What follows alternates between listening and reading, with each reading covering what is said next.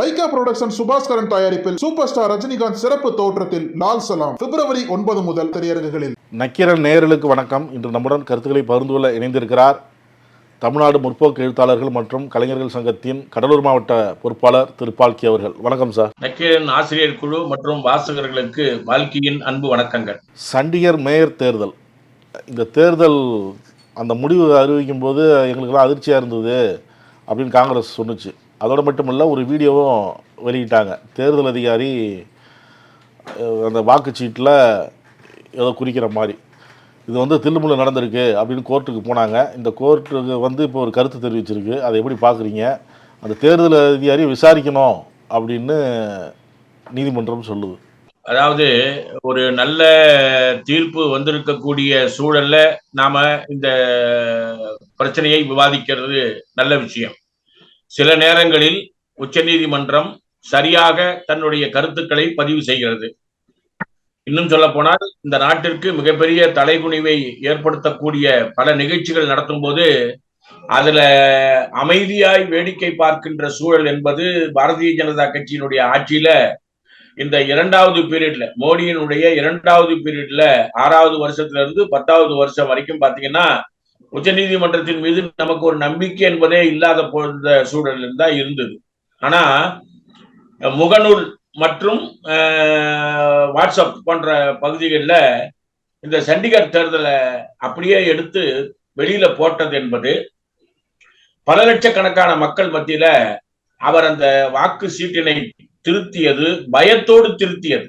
இந்த 2 காட்சியை நீங்களும் நானும் அதை வாட்ஸ்அப் செய்தியாக பகிர்கின்ற போது பார்த்துட்டு என்னடா இவ்வளவு மோசமா இருக்குதே என்று நினைச்சோம். அந்த மக்களின் சாதாரணமான அந்த நினைப்புக்கு ஒரு சரியான சட்ட வடிவத்தை உச்சநீதிமன்றத்துடைய தலைமை நீதிபதி சந்திரசூட் அவர்கள் வழங்கியிருக்கிறார். இன்னும் சொல்ல போனா ஒரு படி மேல போய் இந்த தேர்தலை இப்படி மோசமாக நடத்திய அவர் மீது வழக்கு பதிவு செய்ய வேண்டும். இன்றைக்கே அந்த மொத்த தஸ்தாவேஜுகளும் பஞ்சாபினுடைய நீதிமன்ற துறைக்கு மேக் ஓவர் பண்ணணும். என்டையர் ப்ரொசீடிங்ஸை ஸ்டாப் பண்ணிட்டாரு. என்ன ப்ரொசீடிங்ஸ் ஸ்டாப் பண்ணிட்டாருன்னு சொன்னா, நீங்க அவசரமா தேர்தலினுடைய முடிவை அறிவிச்சுட்டு ஒரு 2 பேர்ல ஒருத்தர் சிங்கு கூட்டுன்னு அந்த பிஜேபியினுடைய அந்த சண்டிகருடைய மேயரை உட்கார வைக்கிற காட்சியை நீங்க பார்த்திருப்பீங்க. அதுக்கு ஒரு முட்டுக்கட்டை இல்ல, மரண அடி உச்ச நீதிமன்றம் கொடுத்திருக்கிறதுன்றது நல்ல விஷயம்.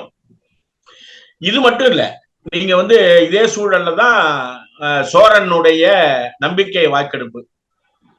சிபி ராதாகிருஷ்ணன் 10 நாள் டைம் கொடுத்தாரு. அதை எப்படி இந்த எதிர்கட்சிகள், இந்தியா கூட்டணியை சார்ந்த சுபீஸ்வரனுடைய நம்முடைய அந்த டீம் டேக்கிள் பண்ணாங்கன்னு சொன்னா, ரொம்ப நாளைக்கு இந்த எம்எல்ஏக்களை பாதுகாப்பதுல பிஜேபி கிட்ட நம்ம தாக்கு பிடிக்க முடியாது. அங்கொன்றும் இங்கொன்றுமா ஏஜென்சி வேலை செஞ்சா பரவாயில்ல, எல்லா ஏஜென்சிகளும் மோடிக்கு வேலை செய்கின்றன. பிரிவினை சக்திகளாக வேலை செய்யக்கூடிய அந்த சூழலை நீங்க பாக்குறீங்க. மோடி பேசும்போது என்ன சொல்றாருன்னு சொன்னா, எவ்வளவு நாளைக்கு தான் எதிர்கட்சிகள் இந்த நாட்டை பிரித்து வைத்திருப்பீர்கள்னு கேட்கிறாரு. ஆனா ஒற்றுமையாய் வரக்கூடிய இடத்துல பிரித்து வைக்கக்கூடிய வேலையை இடி போன்ற அமைப்புகள் மூலமாக, சிபிஐ போன்ற அமைப்புகள் மூலமாக செய்ய துணிந்த அரசு தான் இந்த ஜார்க்கண்ட்ல 5ஆம் தேதி நமக்கு இன்னைக்கு நடந்திருக்கக்கூடிய அந்த நம்பிக்கை வாக்கெடுப்பு வெற்றி என்பது. எந்த பிசுலும் இல்லாம ஹைதராபாத்ல இருந்து அவங்களை கரெக்டா கொண்டு அந்த வாக்குகளை போட வைக்கக்கூடிய ஏற்பாடு.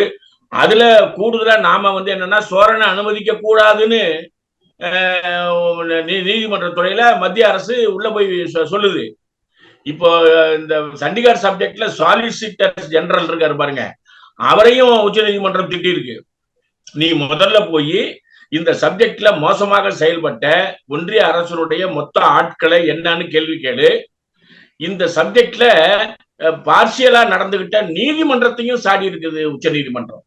அப்போ நீதியை பெறுவதற்கு சரியான ஒரு சமயமாக இப்ப துவங்கி இருக்கக்கூடிய இந்த சண்டிகர் மேயர் சப்ஜெக்ட், ஜார்க்கண்டினுடைய நம்பிக்கை வாக்கெடுப்பு, அதை ஒட்டி டெல்லியில நடக்கக்கூடிய விஷயம் பாத்தீங்கன்னா, அநேகமா கெஜ்ரிவால நீ பிஜேபியில சேருகின்ற வரை உனக்கு நாங்க மனு அனுப்புறது, சம்மன் அனுப்புறது, நீ வராம இருக்கிறது என்பது நெருக்கடியாகவே நீடிக்கும் என்று டைம்ஸ் நவ் என்கின்ற அந்த இதுல விவாத பொருள் என்ன வருதுன்னா, யாரெல்லாம் அந்த அரவிந்த் கெஜ்ரிவாலுக்கு ஆதரவாக இருக்கிறார்களோ அவர்கள் வீட்டுக்கு முன்னால அந்த இடி வாகனங்கள் தயார் நிலையில இருக்குது.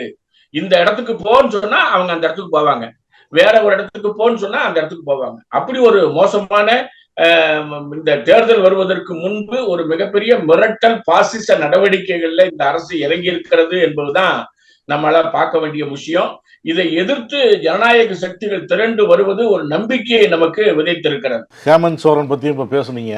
அவர் இன்னைக்கு பேசும்பொழுது என்னை கைது செய்யப்பட்ட அந்த நாள் இந்தியாவுக்கே கருப்பு நாள் அப்படிங்கிறார். ஆமா, நாடாளுமன்றத்துல வாக்கெடுப்பு கேட்க வேண்டும் என்று நம்ம முயற்சி செய்தோம்.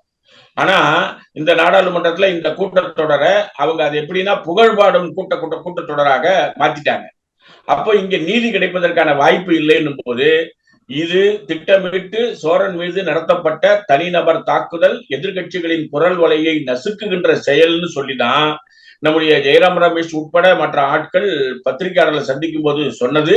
அனைத்து கட்சியும் இந்த சோரனுடைய மீதான தாக்குதல் என்பது சட்டபூர்வமான மிரட்டல் நடவடிக்கை, இது சரியானதல்ல என்று சொல்லி நம்ம கருத்துக்களை தெரிவிச்சிருக்காங்க. அது ஒரு பலமான எதிர்ப்பை பிஜேபிக்கு உருவாக்கி இருக்கிறது என்பதுதான் உண்மை.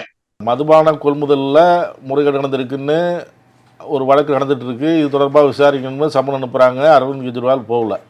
இது ஒரு பக்கம் போயிட்டு இருக்கு. இன்னொரு பக்கம் அவர் ஏற்கனவே சொல்லியிருந்தது, என்னுடைய கட்சி எம்எல்ஏக்களுக்கு தலா 25 கோடி ரூபாய் விலை பேசப்பட்டது, பேரம் பேசினாங்க அப்படின்லாம் அவர் சொல்லிட்டு இருந்தார். இந்த நிலையில் தன்னையே கூப்பிடுறாங்க பாஜகவுக்கு அப்படிங்கிறது எதை காட்டுகிறது? ஒவ்வொரு எம்எல்ஏ கூப்பிட்டா ரொம்ப சிரமமாக இருக்குது, உங்கள் தலைவரே நாங்கள் ஆட்சிட்டு போயிருக்கோம், மொத்தமாக நீங்களே வந்துருங்க அப்படிங்கிற மாதிரி. அதாவது அப்போ நீங்கள் மதுபான வழக்கு இருக்கிறது அதை நம்ம எப்படி பார்க்கணும்னா, மனிஷ் சிசோடியா அவர் கிட்டத்தட்ட நம்முடைய அரவிந்த் கெஜ்ரிவாலுக்கு ஒரு நல்ல ஒரு வலதுகரமாக செயல்பட்ட ஒரு ஆளு. இப்போ இந்த மனிஷ் சிசோடியா செய்த ஒரு சின்ன டெக்னிக்கல் மிஸ்டேக், அது டெண்டர்ல இருக்கக்கூடிய அரசு அதிகாரிகள் சொல்லக்கூடிய அந்த பிரச்சனையில அது ஒரு வயலேஷன் என்று சொல்லப்பட்டாலும் கூட அந்த வயலேஷன் என்பதற்கு ஜாமீன் 13 முறை மறுக்கப்படக்கூடிய சூழல் வரக்கூடாது. இதை விட மோசமான வழக்குகள் நமக்கு இருக்கு. இன்னும் சொல்ல போனா பிரேமானந்தா 2 ஆயுள் தண்டனை பெற்றவர். உச்ச நீதிமன்றம் வரைக்கும் போகும்போது அவருடைய உடல்நிலையை கணக்கில் கொண்டு பிரேமானந்தாவுக்கு நீங்க கடலூர்ல தங்கி இருந்து அவர் வெளியில தங்கி கொள்ளலாம் என்று ஜாமீன் கொடுத்த நீதித்துறை தான் இந்த நீதித்துறை. ஆனா அந்த மதுபான கொள்முதல் வழக்குல முதல் குற்றவாளி அல்ல மனிஷ் சிசோடியா. முதல் குற்றவாளிக்கு இருக்கக்கூடிய தண்டனையும் 7வது 8வது இருக்கக்கூடிய ஆட்களுக்கு உள்ள தண்டனையும் வெவ்வேறு வரும் இந்த ப்ரூவ் ஆகும் போது. ஆனா ஜாமீனுக்கு இதெல்லாம் எதுவுமே வராது.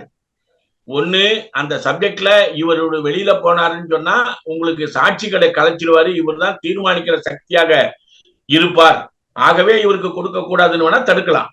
ஆனா திட்டமிட்ட பழிவாங்குதலாக மனிஷ் சிசோடியாவை வெளியே அனுப்பாம இருக்கிறதுக்கான காரணம் அரவிந்த் கெஜ்ரிவாலை முடக்குவதற்கான ஆம் ஆத்மி கட்சி பஞ்சாப்ல பெற்ற வெற்றியை இதற்கு மேல் விஸ்தரிக்க கூடாது என்ற அரசியல் பழிவாங்கும் நடவடிக்கையை தான் மோடி அரசு அந்த சப்ஜெக்ட்ல செய்திருக்கிறது. அத அவரு அரவிந்த் கெஜ்ரிவால் வெளியே சொல்லாம இருந்தார். காங்கிரஸோட பேச்சுவார்த்தை நடந்ததுக்கு அப்புறம் அவர் கொஞ்சம் தெளிவாயிட்டார். என்னன்னா, நாம் பிரிந்து இருந்தால் அதுல வெற்றி அடைய முடியாது, அப்ப நாம் ஒற்றுமையாய் போக வேண்டிய சூழல் என்பது இருக்கிறதுன்னு மற்ற கட்சிகளோட கூட்டணி அமைச்ச பிறகுதான், நான் சொல்றது தேர்தல் கூட்டணி இல்ல, செயல்பாட்டுல ஒரு கூட்டணி என்பது வர வேண்டிய தேவை இருந்தது.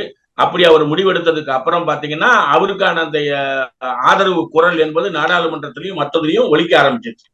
இப்ப நேற்று முந்தா நேற்று பாத்தீங்கன்னு சொன்னா 7வது 8வது இடத்துல இருந்த முக்கியமான ஆட்களை விலை பேசுவதற்கு இவங்க முயற்சி செய்யறாங்க.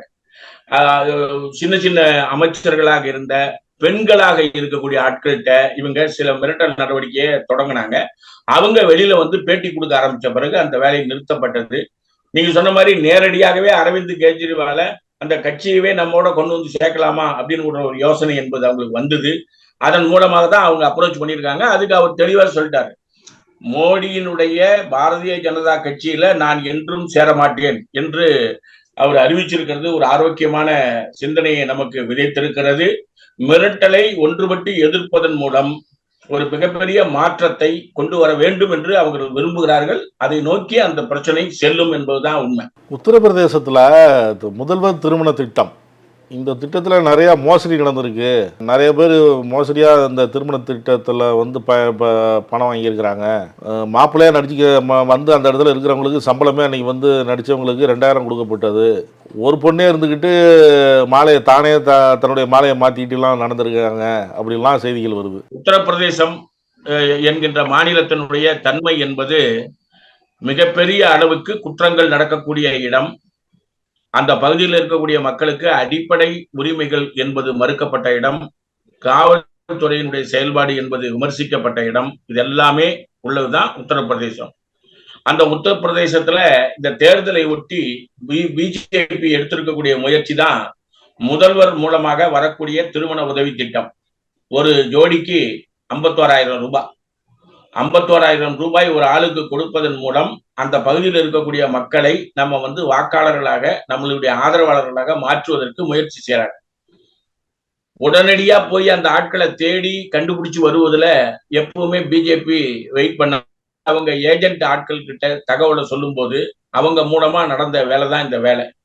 தமிழ்ல ஒரு அருமையான படம் வந்தது, வேலைன்னு வந்துட்டா வெள்ளைக்காரன் அப்படின்னு ஒரு படம். ரோபோ சங்கர் எம்எல்ஏ, சூரி என்பவர் வந்து மாப்பிள்ளையா வருவாரு. அவரு புஷ்பாவை கல்யாணம் பண்ணுவார் ஒரே ஒரு நாள் மட்டும். ஆனா எங்க போனாலும் நீ புஷ்பா புருஷன் தானா அப்படின்னு கேள்வி கேட்டு பரபரப்பா நகைச்சுவை உலகத்துல பேசப்பட்ட ஒரு நிகழ்ச்சி. நீங்க உத்தரப்பிரதேசத்துல இந்த செய்தியை பார்த்த உடனே அந்த படம் பரவாயில்லன்னு ஆயிடுச்சு. என்னன்னா, இதை ஏற்பாடு பண்ண எம்எல்ஏ இருக்காரு பாருங்க, அவர் யாருன்னா மகாராஷ்டிராவில இப்ப சமீபத்துல சிண்டே பிரிவை சேர்ந்த ஒரு ஆளை துப்பாக்கியால பொது இடத்துல சுட்டவர். அவர் இப்ப இன்னும் ஆஸ்பத்திரியில இருக்கிறாரு. சிண்டே பிரிவை சேர்ந்த ஒரு கலப்பத்தினுடைய செயல்பாட்டாளரை பிஜேபி எம்எல்ஏ துப்பாக்கியால சுடுகின்ற காட்சி என்பது பரவலா மீடியால வெளியில வந்தது. அப்ப அந்த பிஜேபி எம்எல்ஏவனுடைய தம்பி ஏற்பாடு பண்ண இடம் தான் இந்த இடம். அதுல ஆள் கிடைக்கல. 3 குழந்தைகளை பெற்றவர்கள் மணமகளாக இருக்கிறார்கள். 5 பிள்ளைகளுக்கு தகப்பனாக இருப்பவர்கள் அன்றைக்கு நடிக்க வந்திருக்கிறார்கள். நடிக்க வந்தவங்களுக்கு 2,500 ரூபாய், நீங்க அதோட நீங்க கிளம்பி போயிடணும் என்கின்ற கண்டிஷன்ல கூட்டின்னு வராங்க. அப்போ மோசடிகளினுடைய உச்சமாக அரசு பணத்தை விரயம் செய்யக்கூடிய ஏற்பாடாக பிஜேபி செயல்படுவதை உத்தரப்பிரதேசத்துல தொடர்ந்து நடந்துகிட்டு இருக்கிறது. பல ஸ்கீம்ல நம்ம பார்த்திருக்கிறோம். அதுல ஒண்ணுதான் இது. இது வந்து எதுக்கு பரவாயில்லைன்னு சொன்னா, நீங்க டோல்கேட் என்பது அரசாங்கத்தினுடைய நேஷனல் ஹைவேஸ் அத்தாரிட்டியினுடைய தான் நடக்கணும். ஆனா பிஜேபி கண்ட்ரோல்ல குஜராத்ல ஒரு டோல்கேட் செயல்படுது. பிஜேபி கண்ட்ரோல்ல 6 ஆபீஸ் 2 வருஷமா செயல்படுது. 6 ஆபீஸுக்கும் சம்பளம் கொடுத்துட்டு இருக்காங்க. யாருன்னா பிஜேபி ஆட்கள். அது ஒரு ஆபீஸே இல்லை என்று கண்டுபிடிக்கிறதுக்கு நமக்கு 2 வருஷம் ஆகுது. அப்போ நிர்வாக சீர்குலைவு என்பதற்கு உதாரணம், ஊழல் என்பதற்கு உதாரணம் பிஜேபி ஆளுகின்ற மாநிலங்கள் என்பதற்கு இது ஒரு சாட்சி. இப்ப சமீபத்துல நீங்க பாத்தீங்கன்னா, மோடி வந்து துவக்கி வச்ச உதயநிதி ஸ்டாலினால ஆரம்பிக்கப்பட்ட அந்த கேலோ விளையாட்டுல குஜராத்துக்கு இவங்க கொடுத்தது வந்து எவ்வளவு ரூபாய் விளையாட்டுத்துறைக்கு, தமிழ்நாட்டுக்கு அவங்க கொடுத்தது எவ்வளவு? தமிழ்நாட்டுக்கு கொடுத்தது மிக மிக மிக மிக கம்மி. அவங்களுக்கு கொடுத்தது 80 கோடி ரூபாய். 80 கோடி ரூபாய் கேலோ விளையாட்டுக்கு கொடுத்து குஜராத்ல ஒரே ஒரு பட்டம் கூட, ஒரே ஒரு பரிசு கூட வாங்கல. அதே மாதிரி பாத்தீங்கன்னா, கால்பந்து போட்டியில ஆட்களை செலக்ட் பண்றதுல பாத்தீங்கன்னு சொன்னா, சாமியார்கிட்ட போய் ஜாதகத்தை கொடுத்து கால்பந்து வீரர்களை தேர்ந்தெடுக்கிறாங்க இந்தியாவுக்கு. அவங்க போய் விளையாடிட்டு வந்து இந்த முறைதான் உலகத்திலேயே மோசமான டீமா விளையாடிட்டு வந்திருக்கிறோம் இந்திய கால்பந்து அணி. செலெக்ஷன் மற்றவங்க எல்லாம் பர்ஃபார்மன்ஸ் அடிப்படையில, நம்மகிட்ட மட்டும்தான் அஸ்ட்ராலஜர் அடிப்படையில. அப்ப எந்த துறைகளை எடுத்துக்கிட்டாலும் பிஜேபிக்கு இதுவரை செயல்பட்ட அந்த ஜனநாயக நடவடிக்கைகளும் சட்டங்களும் ஃபாலோ பண்றது இல்லை என்ற முடிவுல இருக்கிறாங்க. அப்படிப்பட்ட ஆட்களை எதிர்த்த ஒற்றுமையான குரல் என்பது பல இடங்களில ஒழிக்க தொடங்கி இருக்கிறது. இது எல்லாத்தையும் ஒன்னா சேர்ந்து வரும்போது ஒரு மாற்றத்தை நோக்கி நம்ம கொண்டு போகலாம். குடியரசுத் தலைவர் உரைக்கு நன்றி தெரிவித்து பிரதமர் நரேந்திர மோடி அவர்கள் இன்று நாடாளுமன்றத்தில் உரையாற்றினார். இதில் எதிர்க்கட்சிகளை குறை சொன்னார். கடை விரித்தும் கொள்வார் இல்லை அப்படிங்கிற மாதிரி காங்கிரஸை குற்றம் சுமத்தினார். அவங்க கூட்டணிக்கு யாரும் பெருசாக போகல அப்படிங்கிற மாதிரி, அங்கே ஒரு குழப்பம் இருக்கிற மாதிரி. எதிர்க்கட்சிகள் நாடாளுமன்றத்திற்கு வெளியே இருக்கவே விரும்புகுது, அதில் உறுதியாக இருக்குது, அவங்க அதில் உறுதியாக இருக்கிறத நான் பாராட்டுறேன் அப்படின்லாம் பேசியிருக்கிறார். தொடர்ந்து பல்வேறு விஷயங்கள் சொல்கிறாரு. எதிர்க்கட்சிகளை பல்வேறு விஷயங்களை குற்றம் சுமத்துகிறார். பாஜக மட்டும் 370 இடங்களை வரும் நாடாளுமன்ற தேர்தலில் 2024 பெறும். ஒட்டுமொத்தமாக 400 இடங்களுக்கு மேல் பாஜக கூட்டணி வெற்றி பெறும் என உரையாற்றியிருக்கிறார். இது எப்படி பார்க்குறீங்க? மோடி என்பவர் பகல் கனவினுடைய உச்ச பூசாரியாக பதிலை கொடுத்திருக்கிறார். அவர் பதில் கொடுத்ததுக்கு நம்ம சைட்ல இருந்து ஒரே ஒரு சின்ன காரணம் அமைஞ்சிருச்சுன்றதுதான் நமக்கு வருத்தமும் கூட. உதாரணத்துக்கு இந்தியா கூட்டணியில் இருக்கக்கூடியவர்கள் பல்வேறு கட்சியை சார்ந்தவர்கள், பல்வேறு கொள்கையோடு செயல்பாட்டிலே தனியாக நடத்தி கொண்டிருப்பவர்கள். பாரதிய ஜனதா கட்சி ஒரே கட்சி, அதுல கூட்டு சேரக்கூடிய கட்சி, அவர்களிடம் தொகையை வாங்கி நிற்கக்கூடிய, இவர்களுடைய கொள்கையை ஏற்றுக்கொள்ளக்கூடிய கூட்டணி. இந்தியா கூட்டணியில் இருக்கக்கூடிய கட்சிகள் அப்படிப்பட்ட கட்சிகள் அல்ல. அவங்கவுங்க அந்தந்த மாநிலத்துல சிறப்பாக செயல்பட்டு தனக்கென ஒரு முத்திரையை செயல்பட்டு கொண்டிருப்பவர்கள். அதுல ஒன்றுதான் டிஎம்சி, நம்முடைய மேற்கு வங்கம். மேற்கு வங்கத்துல காங்கிரசுக்கும் அவங்களுக்கும் இருக்கக்கூடிய அந்த முரண்பாடு இருக்குல்ல, அந்த முரண்பாட்டை அவ்வளவு மோசமான வார்த்தைகள்ல அந்த அம்மா பேச வேண்டிய அவசியம் இல்லை. உதாரணத்துக்கு அகில இந்திய தலைவர் கார்கே, சோனியா காந்தி, ராகுல் காந்தி போன்றவர்கள் அதுல இருக்கின்ற போது காந்தியை பற்றிய மற்றவர்களை பற்றிய விமர்சனத்துக்கு நமக்கு சில உடன்பாடுகள் முரண்பாடுகள் இருந்தாலும் அதை எப்படி பேசுறோமோ அதை அப்படியா பேசணும். அந்த அம்மா அவசரத்துல என்ன பேசுதுன்னு சொன்னா, காங்கிரஸ் அகில இந்திய அளவுல 40 இடங்களை கூட பிடிக்க வாய்ப்பில்லை அப்படின்னு. இல்ல, அதுக்கு முன்னாடி அவங்க என்ன சொல்றாங்க, அகில இந்திய அளவுல காங்கிரஸ் 300 இடத்துல போட்டிடலாம், மீதிய கூட்டணி கட்சிகளுக்கு கொடுக்கலாம் அப்படிங்கிறது நம்ம சொன்னோம். அதை அவங்க ஏற்கல. சில விஷயங்கள் சொல்லும்பொழுது அவங்க ஏற்கல. தொடர்ந்து இந்த மாதிரி இருந்ததுனால தான் நாங்கள் தனியாக போட்டிடணும் அப்படிங்கிற முடிவு எடுத்தோம். மம்தா பானர்ஜி நினைக்கிற மாதிரி மற்ற கட்சிகள் நினைக்கலாம் இல்லையா? நீங்க கம்யூனிஸ்டுகளை பெருமைப்படுத்துகின்ற வேலைகளை காங்கிரஸ் செய்யக்கூடாதுன்னு பேசுறதுக்கு இந்த அம்மாவுக்கு ரோல் கிடையாது இல்ல. இதுல இருக்கக்கூடிய நேச சக்திகள் யார் யாரு? அந்த நேச சக்திகள் காங்கிரஸோட மட்டும்தான் நேச சக்திகள். முரண்பாடு கம்யூனிஸ்டுகளுக்கும் டிஎம்சிக்கும் இருக்குன்னா நீங்க கம்யூனிஸ்டுகளை விமர்சனம் பண்ணலாம். அதுக்கு மோடி பதில் சொல்ல மாட்டாரு, சோனியா காந்தியும் பதில் சொல்ல மாட்டாங்க. ஆனா காங்கிரஸ்ல இருந்து வெளியே வந்த மம்தா பானர்ஜி காங்கிரஸ நீங்க மேற்கு வங்கத்துல இருக்கக்கூடிய தலைவர்கள் செய்யக்கூடிய அந்த வேலைக்கு ஏத்த மாதிரி பேசாம அகில இந்திய தலைமையை உதாசீனப்படுத்தி பேசுவது என்பது எதிரிக்கு வாய்ப்பளிக்கும்.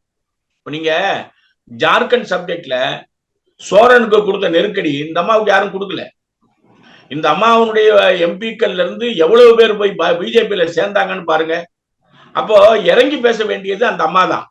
ஆனா இறங்கி அந்த அம்மா பேச மாட்டேங்கிறாங்க. ஆம் ஆத்மி பார்ட்டி கூட இவங்களோட மேல சிறப்பாக பதில் சொல்லப்பட்டிருக்கு. அவர் கொடுக்குற நெருக்கடியை விட இவங்களுக்கு ஒன்றும் நெருக்கடி கொடுக்கலையே. அப்போ பிஜேபியை எதிர்க்க வேண்டும் என்ற நிலையில் அவர்கள் பேச வேண்டுமே ஒழிய பிஜேபியை எதிர்ப்பதும் காங்கிரஸை எதிர்ப்பதும் தற்கொலைக்கு சமம் என்பதை மம்தா பானர்ஜி உணர வேண்டும்.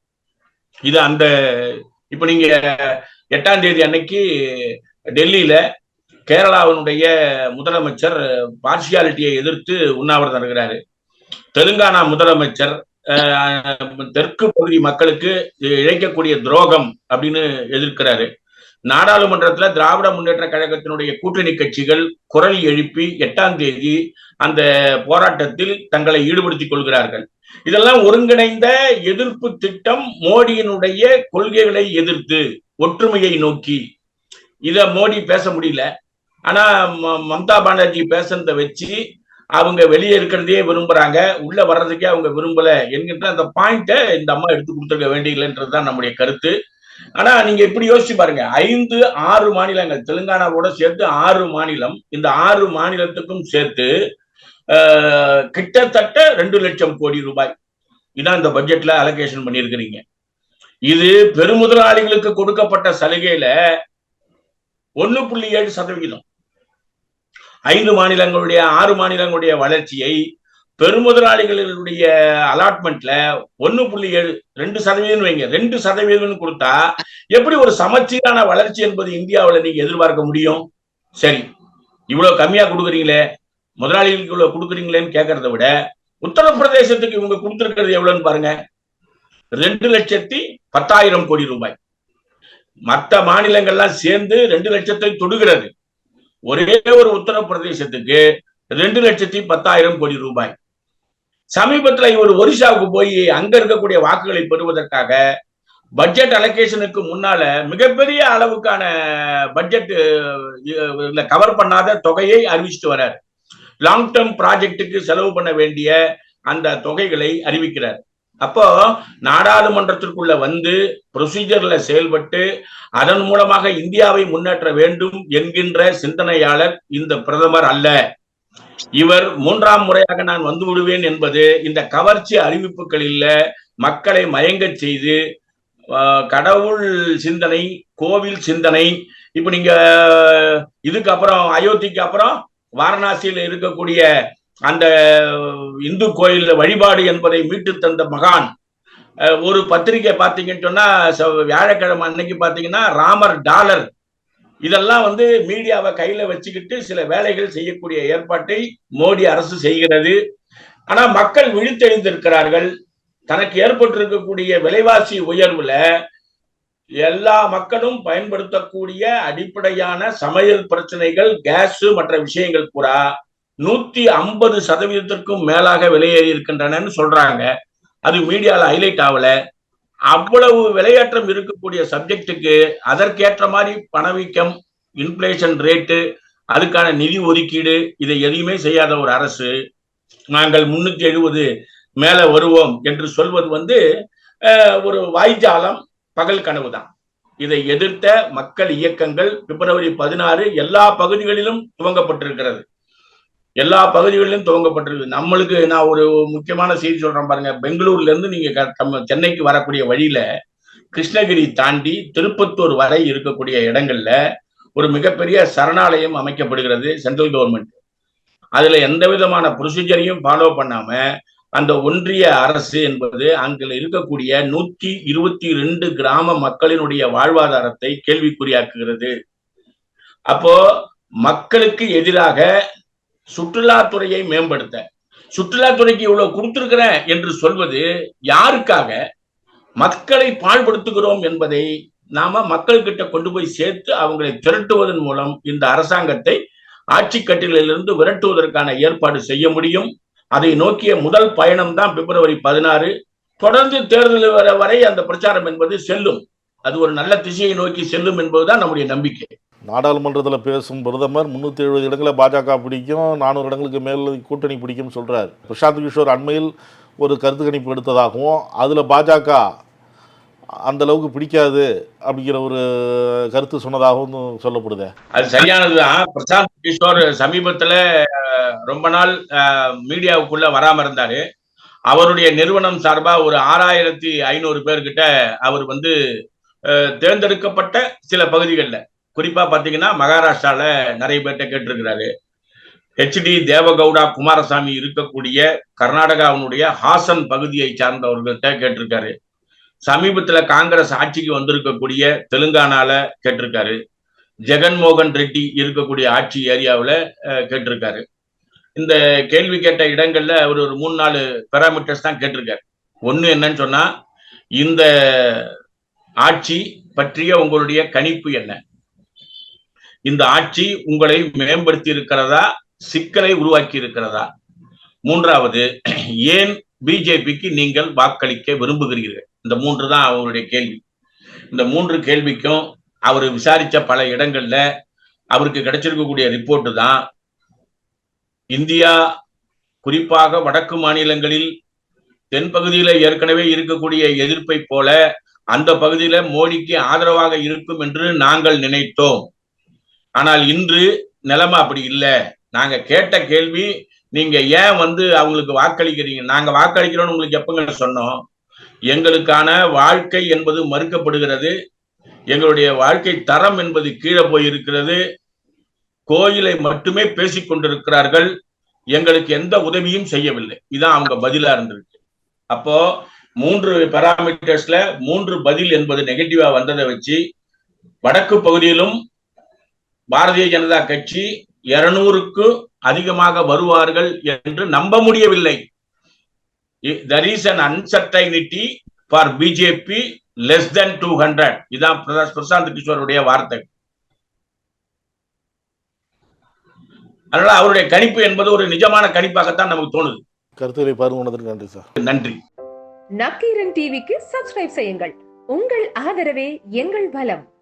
ஆசிரியர்களுக்கு நண்பனாகவும் மாணவர்களுக்கு ஆசானாகவும் திகழும் தேர்வு வழிகாட்டி. ஒவ்வொரு பாடத்திற்கும் அனுபவமிக்க ஆசிரியர்களின் துல்லியமான தெளிவான விடைகள். CNC இருக்கு, தேர்வு பயம் எதற்கு? இது தீரன் பப்ளிஷிங் ஹவுஸ் விற்பனை வெளியீடு.